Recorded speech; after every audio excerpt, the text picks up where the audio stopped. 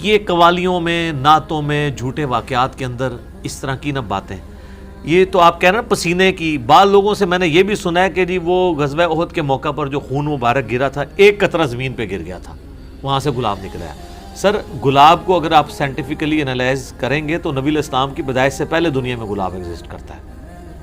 یہ گلاب بعد میں نہیں آیا. جس طرح کیلے کے بارے میں نے بتایا ویسے کرنے کے لیے نہیں آیا، وہ پہلے سے ایگزسٹ کرتا ہے. وہ قرآن پاک میں کیلے کا ذکر موجود ہے. تو یہ گلاب کا اس سے تعلق نہیں ہے. باقی یہ بات درست ہے کہ نبی صلی اللہ علیہ وآلہ وسلم کا مبارک پسینہ خوشبودار تھا، اور وہ گلاب کی خوشبو کا محتاج نہیں ہے، اس سے بہتر تھا. بخاری اور مسلم دونوں میں حدیث ہے. انس بن مالک کہتے ہیں میں نے آج تک کوئی ہاتھ ایسا نہیں چھوا جیسا کہ نبی علیہ السلام کا مبارک ہاتھ تھا. وہ کہتے ہیں کوئی دنیا کی ریشم اور دباج اس سے زیادہ نرم نہیں تھی جو نبی علیہ السلام کا مبارک ہاتھ تھا. ریشم کے ساتھ مثال دی ہے. یہ نہیں ہے کہ نبی علیہ السلام جو ہے وہ آپ نے بڑی امیروں والی زندگی گزاری تھی، آپ نے تو مزدوری کی ہے، اس کے باوجود اللہ نے ایک پروٹوکول دیا کہ ہاتھ ان کا بہت نرم تھا. ٹھیک ہے. اسی بخاری مسلم کی حدیث میں آتا ہے کہ میں نے آج تک کوئی مشک اور عنبر کی خوشبو ایسی نہیں سونگی جو نبی علیہ السلام کے پسینہ مبارک سے اور آپ کے مبارک ہاتھوں سے آتی تھی. مسلم شریف میں حدیث ہے، ایک صحابی کہتے ہیں میں چھوٹی عمر کا تھا تو حضور نے ایک دفعہ میرے اپنا ہاتھ مبارک میرے سر پہ پھیرا تو کہتے ہیں مجھے لگتا ہے کہ آپ علیہ السلام نے ہاتھ مبارک کسی عطر دان سے نکال کے میرے سر پہ پھیرا ہے، اتنا خوشبودار تھا. تو آپ علیہ السلام کے پسینے سے خوشبو آتی تھی. بخاری مسلم دونوں میں حدیث ہے کہ ام سلیم کہتی ہیں کہ نبی علیہ السلام ایک دفعہ سوئے ہوئے تھے تو آپ کو سوتی ہوئی حالت میں بہت پسینہ آتا تھا، تو ایک کھلے برتن کے وہ لے کے آئیں، ایک کھلا برتن، اور نبی اسلام کے مبارک پسینے کو انہوں نے جمع کیا. حضور کی آنکھ کھل گئی. آپ فرمائے یہ کیا؟ ان کا جی اس طرح آپ کا پسینہ انتہائی خوشبودار ہے، ہم اس کو خوشبو کے طور پہ اپنی خوشبو میں ملا کے استعمال کرتے ہیں، اپنی خوشبو میں بھی خوشبو کرنے کے لیے. ٹھیک ہے. اور مسلم شریف کی ایک حدیث میں ہے کہ ایک عورت آئی کہ میری بچی کی شادی ہے تو میں آپ کا پسینہ لینے کے لیے آئی ہوں. ٹھیک ہے، خوشبو کے طور پہ.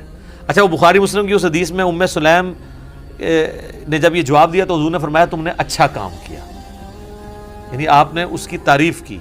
پسینہ مبارک آپ کی تو ہر چیز ہی جناب کمال ہے، تو کس کس بات کا ذکر کیا جائے. میں گھنٹوں اس پہ فی الودی کئی احادیث بیان کر سکتا ہوں آپ کے تبرکات کے اوپر. صحیح مسلم میں حدیث ہے نبی علیہ السلام فجر کے بعد سخت سردیوں میں بھی جب نکلتے تو مدینے کے لوگوں نے اپنے غلام باہر کھڑے کیے ہوتے برتن اٹھا کے، آپ علیہ السلام ایک ایک برتن میں اپنا ہاتھ ڈالتے جاتے تھے برکت کے لیے.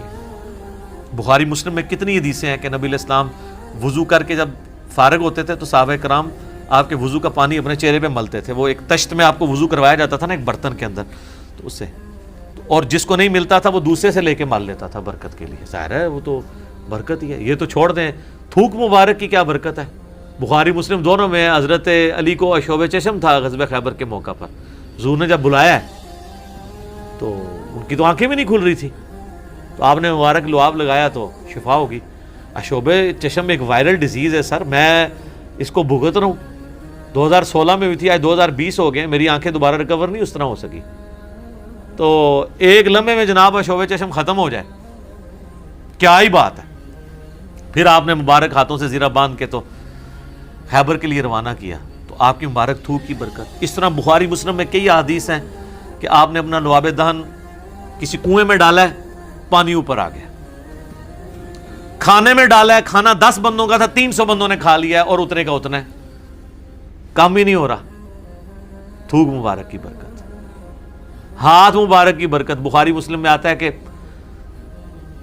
صلح حدیبیہ کے موقع پر سارے لوگوں سے پانی تھوڑا تھوڑا جمع کر کے ایک کٹورا جمع ہوا، نبی علیہ السلام نے اپنا ہاتھ اس میں رکھا، اس میں سے پانی کے چشمے نکلے.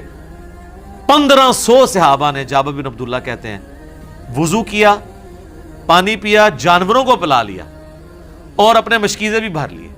تو تابعی کہتے ہیں کہ وہ پانی کتنا تھا؟ انہوں نے کہا وہ دیکھنے کو تو ایک کٹورا تھا، لیکن حضور کی انگلیوں سے جو چشمے نکل رہے تھے نا، وہ پانی اتنا زیادہ تھا کہ 1,00,000 بھی ہم ہوتے نا، وہ پانی 1,00,000 کو بھی کفایت کرتا تھا. تو آپ کے مبارک ہاتھوں کی برکت تھی. صحیح بخاری میں آتا ہے ایک صحابی کی پنڈلی ٹوٹ گئی، نبی علیہ السلام فرمایا ٹانگ سیدھی کر، اپنا ہاتھ پھیرا. وہ کہتے ہیں اللہ کی قسم اس طرح ہوگی کبھی ٹوٹی نہیں تھی. حالانکہ سر پنڈلی ٹوٹ جائے نا اس کا کیورنگ پیریڈ 6 سے 8 ہفتے ہے اور سالوں اس کی احتیاط چلتی ہے, آپ دوبارہ نہیں وہ باندھ سکتے. اور صحابی کہتے ہیں مجھے یاد بھی نہیں ٹوٹی تھی. معجزہ. بخاری مسلم میں آتا ہے کہ ایک شخص نے جمعے کے خطبے کے دوران کہا یا رسول اللہ مویشی علاقوں کے دعا کریں بارش کے لیے. دعا کی, اسی ٹائم بارش شروع ہوئی, اگلے جمعے تک جاری رہی. اگلے جمعے وہی بندہ کھڑا ہو گیا کہ ہمارے گھر جو ہیں وہ اب پانی ان میں ٹپکنے لگا ہے, آپ بس یہ دعا کریں کہ زمینوں پہ سائڈ پہ ہو, گھروں پہ نہ ہو. تو بخاری مسلم کے الفاظ ہیں, آپ نے یوں انگلی سے بادلوں کو اشارے کیے. سر اب جن صحابہ نے یہ منظر دیکھا ہوا تھا, صحیح بخاری میں آتا ہے ابن مسعود کہتے ہیں ہم حضور کے ساتھ کھانا کھاتے تھے, ہم اس کھانے کے نوالوں میں سے تسبیح کی آواز سنتے تھے. یہ تو برکات آپ کی تھی. جابر بن عبداللہ کہتے ہیں مسلم شریف میں حدیث ہے کہ ایک سفر کے دوران حضور نے مجھے کہا ان 2 درختوں کو کہو کہ اللہ کے نبی کہہ رہے ہیں مل جاؤ, میں نے رفع حاجت کرنی ہے. وہ جڑوں سمیت اکھڑ کے کٹھے ہوئے, کہتے ہیں میں نے حضور کو پانی دیا, آپ سنجا کر کے فارغ ہوئے, آپ نے یوں انگلی سے اشارہ کیا, واپس اپنی جگہ پہ چلے گئے. یہ چیز صحابہ کرام کے ایمان کو بڑے اوپر کے لیول پہ لے جاتی تھی. اور یہ تو نبی الاسلام کے ڈائریکٹ تبرکات ہیں. آپ کے بال مبارک جو آپ سے ٹوٹ کے الگ ہو چکے ہیں, ان کی برکات بھی آپ سنیں. صحیح بخاری میں آتا ہے کہ ام سلمہ نے حضور کے چند بال نکالے ایک ڈبیا میں سے, صحابہ ملاقات کے لیے گئے ام المومنین سے, ان کا یہ حضور کے بال ہیں اور جب بھی کوئی بیمار ہوتا ہے تو محلے میں سے مجھے پانی کا برتن بھیج دیتا ہے, ہم اس میں گھول کے دیتے ہیں, شفا ہو جاتی ہے حضور کی وفات کے بعد. اور بال مبارک تو پھر بھی جسم کا حصہ ہے, کرتا مبارک تو جسم کا حصہ بھی نہیں ہے, یہ تو الگ سے ایک چیز ہے نا. صحیح مسلم میں ہے کہ کسروانی تیالسی جبہ اسما ابن بنت ابی بکر نے حضرت عائشہ کی بڑی بہن نے نکالا اور کہا یہ رسول اللہ کا کرتا ہے جس کے اوپر یہاں پہ گوٹ بھی لگی ہوئی تھی, کالے کلر کا تھا. بائی چانس آج میں نے بھی کالا کپڑے پہنے, یہ سنت ہے. تو وہ کہتی ہیں کہ حضرت عائشہ کی وفات کے وقت میں نے اپنی بہن سے یہ کرتا لے لیا اور حضور اسے پہنتے تھے اور ہم اس کا دھون مریضوں کو شفا کے لیے دیتے ہیں. تو یہ ساری آپ کی برکات ہے. آپ علیہ السلام ایز اے اسپیشیز انسان ضرور تھے, مرتبے میں اور کوالٹیز میں کوئی انسان ان کے برابر نہیں تھا. بخاری مسلم میں آتا ہے کہ آپ علیہ السلام پیٹھ کے پیچھے بھی دیکھ لیتے تھے. آپ نے فرمایا, بخاری مسلم کے الفاظ ہیں کہ اپنی صفیں سیدھی رکھا کرو اور نماز خشوع و خضوع سے پڑھا کرو, اللہ کی قسم میں اپنے پیٹھ کے پیچھے سے بھی تمہیں دیکھ رہا ہوتا ہوں. یعنی حضور علیہ السلام کو پیچھے بھی نظر آتا تھا آنکھ کے بغیر. یہ معجزہ ہے, یہ اللہ نے آپ کی اسپیشل پروٹیکشن کی ہوئی تھی, آپ پہ وہ پیچھے سے بھی حملہ نہیں کر سکتا تھا. آپ ہر طرف 360 ڈگری کا آپ کو ویژن ہر وقت نظر آتا تھا. یہ آپ کا معجزہ تھا. بخاری مسلم میں الفاظ ہیں, وہ کسوف کی نماز آپ نے پڑھائی, سورج گرہن کی, آج بھی میرا لگا ہوا تھا یا یہ 1-2 دن چلنا ہے. تو کسوف کی نماز پڑھائی تو آپ نے نماز کے دوران کچھ قدم آگے کیے, پھر یوں ہاتھ بڑھایا, پھر واپس کھینچ لیا. صحابہ نے کہا یا رسول آج آپ کو ایک عمل ایسا کرتے دیکھا جو پہلے نہیں کرتے دیکھا. آپ فرمایا کہ میں نے جب نگاہ اٹھائی تو میں نے جنت دیکھ لی, جنت 7 آسمانوں کے اوپر, اور اس میں نے انگوروں کا ایک گوشہ دیکھا. میں نے ارادہ کیا تمہارے لیے توڑ لوں, پھر تم کھاتے ہی رہتے, کیونکہ جنت کو فنا نہیں ہے. وہ اگر گوشہ نیچے آ جاتا نا اسی بھی کھا رہے ہوتے. جی جنت کو موت نہیں ہے. جنت میں آپ جب کھائیں گے, کھا کے فارغ ہوں گے, پھر وہاں ایک گوشہ اور لگ جائے گا. جنت کو چھوڑ دیں. بخاری مسلم میں آتا ہے حضرت ابو ہریرہ کو حضور نے وہ ایک تھیلی میں کھجوریں دی تھیں, پوری زندگی کھاتے رہتے تھے. وہ ایک دفعہ ان سے پھر الٹ گئی تو اس کے بعد وہ ہوا, جب تک وہ کھاتے رہے. ٹھیک ہے نا. تو آپ علیہ السلام اب آپ دیکھیں کہ نگاہ کہاں پہنچی ہے, جنت میں, ہاتھ بھی پہنچ رہے ہیں. یہ جو لوگ بعض اوقات گستاخی کرتے ہوئے کہتے ہیں نبی کے بھی 2 ہاتھ ہمارے بھی 2 ہاتھ, اس طریقے سے کبھی بھی کسی صحابی نے توحید نہیں بیان کی ہے. یہ نان سینس اپروچ ہے. آپ ایک بات طریقے سے بیان کریں جو حدیث میں آئی ہے کہ میں بھی ایک انسان ہوں, اللہ کا قاصد قریب ہے, میرے پاس آئے موت کا فرشتہ اور میں بھی چلا جاؤں, جو غدیر خم کے شروع میں آتی ہے. اس طریقے سجدہ صاحب کی حدیثیں جو بخاری مسلم میں آتی ہیں, میں بھی ایک انسان ہوں, جس طرح تم بھولتے ہو میں بھی بھول جاتا ہوں. اب یہ الفاظ استعمال کریں. باقی آپ علیہ السلام کی جو کوالٹیز اللہ نے آپ کو دی ہیں وہ اتنی ایکسٹرا آرڈنری ہیں آپ کی ایک ایک چیز کو اگر کنسیڈر کیا جائے نا تو اس پہ گھنٹوں بولا جا سکتا ہے. جسے شوق ہونا یہ مشکات المصابیح کی 3 جلد میں نبی علیہ السلام کے معجزات کا چیپٹر پڑھ کے دیکھ لیں تو پتہ چل جائے گا کہ آپ صلی اللہ علیہ وآلہ وسلم کو اللہ تعالیٰ نے کیا کیا کوالٹیز دی ہیں جو فزیکلی لوگوں نے آبزرو کی ہیں. آپ صلی اللہ علیہ وآلہ وسلم صحابہ کہتے ہیں جب آپ چلتے تھے آپ کے ساتھ کوئی پیدل چل نہیں سکتا تھا. ہاں تھک جاتے تھے, آپ تھوڑا تیز چلتے تھے اور جھکے ہوئے جیسے کوئی ڈھلوان سے نیچے اتر رہا ہے تو لوگ نہیں چل سکتے تھے, آپ کے ساتھ تھک جاتے تھے. داڑھی دیکھ لیں وفات تک سفید نہیں ہوئی. بخاری مسلم دونوں میں الفاظ ہیں. انس بن مالک کہتے ہیں میں اگر گننا چاہتا, یہ وہ شخص کہہ رہا ہے جو 10 سال حضور کو وضو کروا رہا ہے, سر 10 سال میں کتنی نمازیں آئی ہوں گی.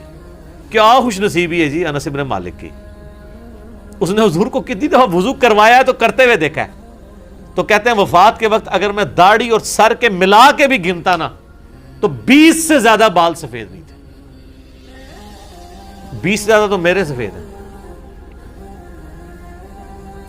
کالی داڑھی خوبصورتی کی علامت ہے, اسی لیے آپ علیہ السلام کی وفات تک داڑھی کالی تھی. اور داڑھی آپ کالی کر بھی سکتے ہیں, اس پہ میرا ایک کلپ آ چکا ہے.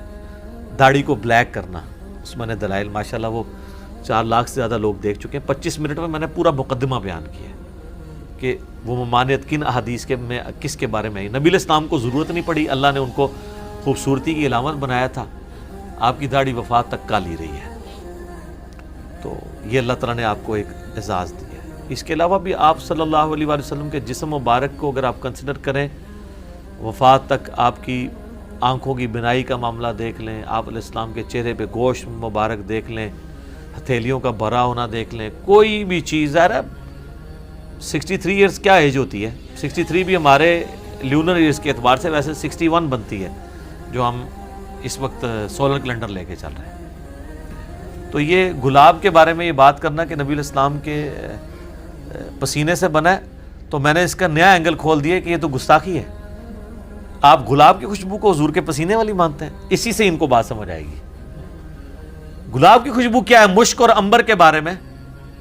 مشک اور عنبر کبھی آپ مہنگی ترین خوشبوئیں, یہ کبھی آپ استعمال کر کے دیکھیں جناب, یقین کریں اگر آپ کپڑے دھوئیں نا کپڑے کے اوپر مشک لگا دیں نا 2 3 مہینے تک خوشبو نہیں جائے گی. میں ایک مصلی پہ جہاں پہ نماز پڑھتا ہوں وہاں پہ ہلکا سا ایک قطرہ اس کا میں نے لگایا ہے, 3 مہینے تک میں نے نہیں خوشبو اس کی جاتے. میں جتنی بار جاؤں میں یار یہ کون روزانہ لگا جاتا ہے, آپ ہوتے تو کہتے علی بھائی کرامت ہے تہاڈی. کرامت شرامت نہیں ہے, وہ مشک شاہی ایسی ہے. اور انس بن مالک کے الفاظ ہیں بخاری مسلم میں کہ نبی علیہ السلام کے پسینے سے اور آپ کے جسم مبارک سے وہ خوشبو آتی تھی جو مشک اور عنبر سے بھی نہیں آتی, اور آپ کا ہاتھ مبارک ریشم اور دباج سے زیادہ نرم تھا. یہ بخاری مسلم میں کتنے آپ علیہ السلام کے جو شمائل, اسے کہتے ہیں شمائل.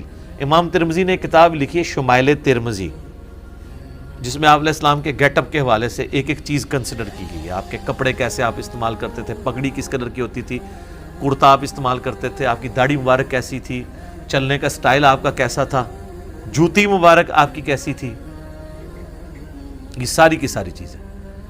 تو آپ علیہ السلام کا پسینہ مبارک ہو, آپ علیہ السلام کا کے بال مبارک ہوں, آپ صلی اللہ علیہ وآلہ وسلم کا تھوک مبارک ہو.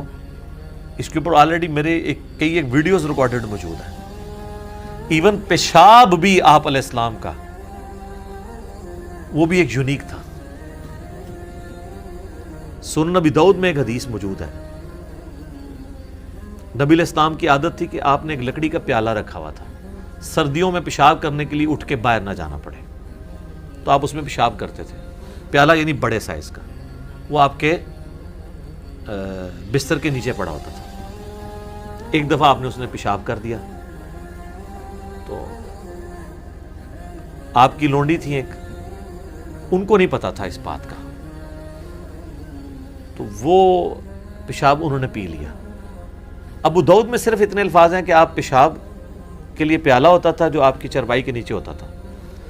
یہ حدیث اسی 100% سند کے ساتھ المعجم الکبیر طبرانی کے اندر آئی ہے.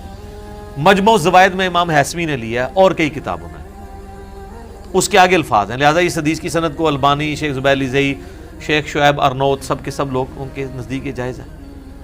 اس میں آتا ہے کہ وہ پی لیا تو آپ نے کہا کہ یہاں پیالہ تھا تو اس نے کہا کہ یا رسول اللہ میں نے تو وہ غلطی سے پی لیا ہے, مجھے تو نہیں پتا تھا. اس کا مطلب ہے پیشاب میں بدبو نہیں تھی. پیشاب جناب آپ زمین میں کریں تو کتنی دیر تک اس سے بدبو نہیں جاتی. اللہ کے لیے مسئلہ نہیں ہے, آپ کے ساتھ بھی سب کچھ ہوگا. بخاری مسلم میں آتا ہے کہ جنت میں خوشبودار ڈکار آئے گی کھانا ہضم, تو آپ کیا کہیں گے یار یہ مجھے اتنی بڑی عظمت مل جائے گی. تو یہی عظمت اگر دنیا میں اللہ کسی کو دینا چاہے تو نہیں دے سکتا. نبی الاسلام کو اللہ نے کئی ایک پروٹوکول دیے تھے, اس کو پیتے ہوئے یہ فیل بھی نہیں ہوا کہ میں پیشاب پی گئی ہوں. تو نبی الاسلام نے اس کے جواب میں فرمایا تم نے اپنے اور دوزخ کے درمیان ایک مضبوط آڑ قائم کر لی ہے کیونکہ میرا پیشاب تمہارے جسم میں چلا گیا. تو یہ ایک پروٹوکول ہے, لیکن یہ ایک فضیلت ایک ہی بندے کے لیے. اس حدیث سے جس طرح ہمارے بریلوی علماء بیٹھ کے لوگوں کو ترغیب دلا رہے ہوتے ہیں پیشاب پینے کی اور پلا اپنا رہے ہوتے ہیں, ہاں ان کا یہ مجھے بتائیں, چلے پیشاب والی تو میں کو ویڈیو نہیں آپ کو دکھا سکتا, لیکن پسینے والی ویڈیو تو آپ نے دھرنوں میں نہیں دیکھی 2014 کے قادری صاحب کے دھرنوں میں, وہ انہوں نے اپنا پسینہ پونچھ کے آپ کو ٹیشو پیپر نہیں دیے, تھوک والے بھی ہے. پھر مدنی چینل کے اوپر آپ نے نہیں دیکھا کہ وہ منہ سے بوٹیاں چبا کے بوٹیاں دے رہے ہیں, منہ سے نکال کے ہڈیاں, اور یہ وہ لوگ لے رہے ہیں جو کہ ماں باپ کا جھوٹا کھاتے ہوئے بھی شرم محسوس کرتے ہیں. ان کا لیول یہ ہے. ٹھیک ہے, محبت کرنی ہے ماں باپ بیوی کے ساتھ کریں. بخاری مسلم میں حدیث ہے, حضرت عائشہ کہتی ہے میں حیض کی حالت میں بھی پانی پیتی تھی نا تو جس جگہ میں پیالے کو منہ لگاتی تھی نا تو آدھا پیالہ حضور کو دیتے تھے, حضور اسی جگہ منہ لگا کے پیتے تھے. اور میں اگر بوٹی حیض کی حالت میں بھی, عام حالت تو چھوڑ دیں, بوٹی کھاتی تھی تو آدھی حضور کو دیے تو جہاں سے میں نے چبائی ہوتی تھی وہیں سے چباتے. محبت کا اظہار. جن کے ساتھ محبت کا اظہار کرنا ہے ان کے ساتھ کتے بنے ہوئے ہوتے ہیں, بیوی بچوں اور ماں باپ کے ساتھ, اور جن کے ساتھ وہی والا سلوک کرنا چاہیے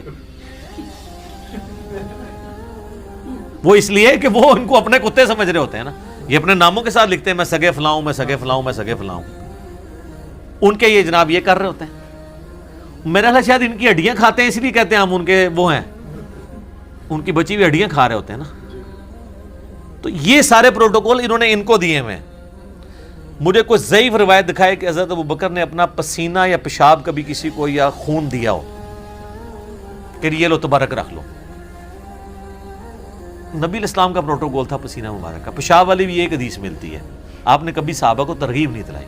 خون کی بھی ملتی ہے سنن کبریٰ البیہقی کے اندر. گوشت کی صحت میں اختلاف ہے لیکن بڑے بڑے محدثین اسے صحیح بھی سمجھتے ہیں. ہمیں کوئی آر نہیں ہے اس کو بیان کرنے میں کہ عبداللہ ابن زبیر رضی اللہ تعالی عنہما کو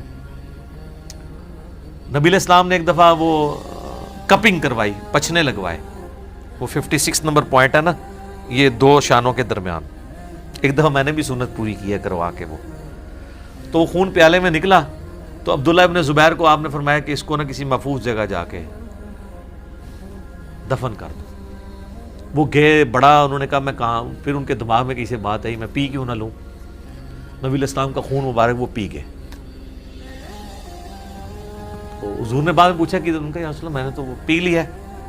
تو آپ نے فرمایا کہ تجھ پہ پھر اب جہنم کی آگ حرام ہو گئی ہے. ٹھیک ہے, یہ ایک واقعہ ہے. اس کے بعد یہ نہیں ہوا کہ حضور پچھنے لگواتے تھے اور صحابہ وہاں کھڑے ہوتے تھے خون لینے کے لیے, نہیں. یہ کسی ایک کو فضیلت کسی طریقے سے ملنی تھی, مل گئی. ہاں جو واقعات ہیں نا جو تواتر سے ڈزنز آف ٹائم رپورٹ ہوئے ہیں وہ ہے پسینہ مبارک کی حدیثیں, اور وہ ہیں لعاب دہن مبارک کی حدیثیں, یا ہاتھ مبارک آپ نے کہیں رکھ دیا اس کی حدیث.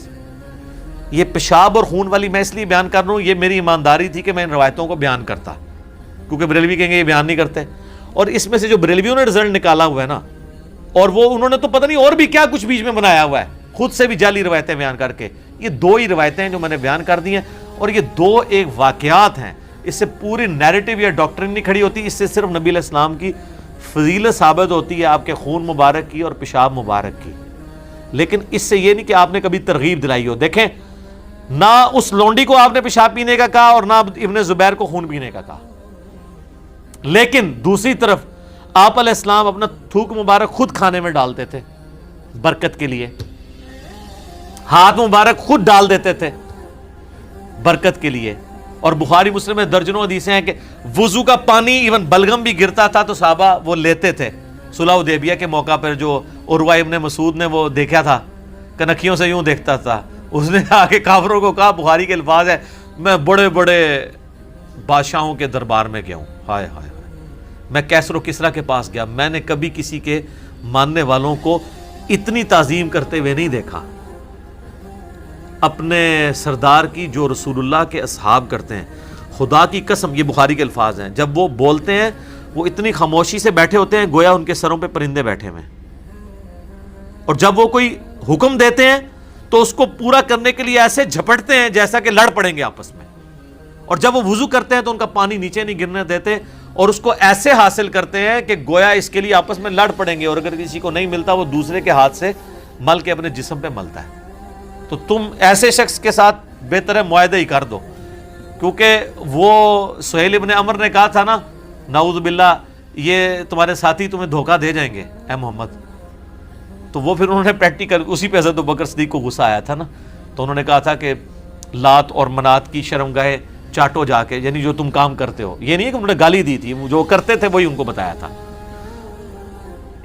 کہ تم رسول اللہ کے بارے میں ہمیں یہ ٹونٹ کروا رہے ہو, ہم تو حضور کے لیے اپنی جانیں دینے کے لیے تیار ہیں. اور دیکھیں اب دی ہیں, کسی جنگ کے موقع پر بھی حضور کو فرنٹ پہ نہیں آنے دیا صحابہ نے, اللہ ماشاءاللہ حنین کے موقع پر آپ کو فرنٹ سے لیڈ کرنا پڑا تھا, وہ ایک اسپیسیفک کیس ہو گیا تھا. تو باقی تو آپ کا خیمہ پیچھے لگا ہوتا تھا, صحابہ ہی آگے لڑتے تھے, آپ کی دعائیں ساتھ ہوتی تھی. احد کے موقع پر بھی کافر اس لیے پہنچ گئے کہ بھگدڑ مچ گئی تھی, تب حضور کے خیمے تک وہ پہنچے, اور اس میں بھی کتنے انصاری شہید ہوئے ہیں.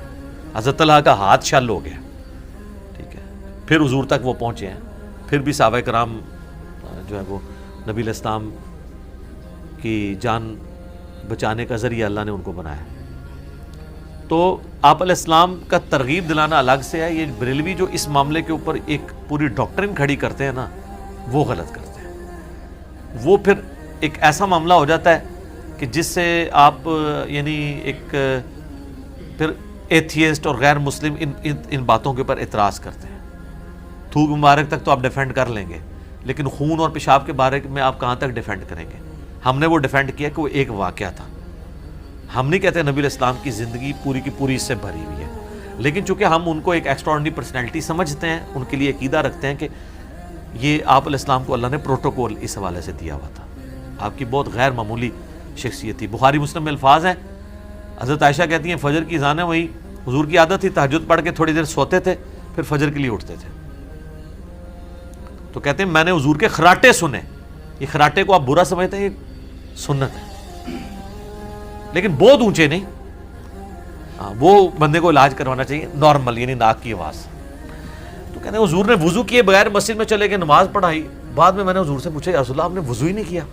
تو آپ فرمایا ہم انبیاء کی آنکھیں سوتی ہیں, دل نہیں سوتا. تو انبیاء نیند کی حالت میں بھی نا غافل نہیں ہوتے, چونکہ غافل نہیں ہوئے ہوتے انبیاء اکرام نیند کی حالت میں, لہٰذا اللہ تبارک و تعالیٰ نے انہیں اسپیشل پروٹوکول دیا ہوا ہے نیند کے اعتبار سے کہ نیند کی حالت میں ان کا وضو نہیں ٹوٹتا. اچھا ہمارا وضو نیند کی حالت میں کیوں ٹوٹ جاتا ہے؟ ہمیں اپنی ہوش نہیں رہتی.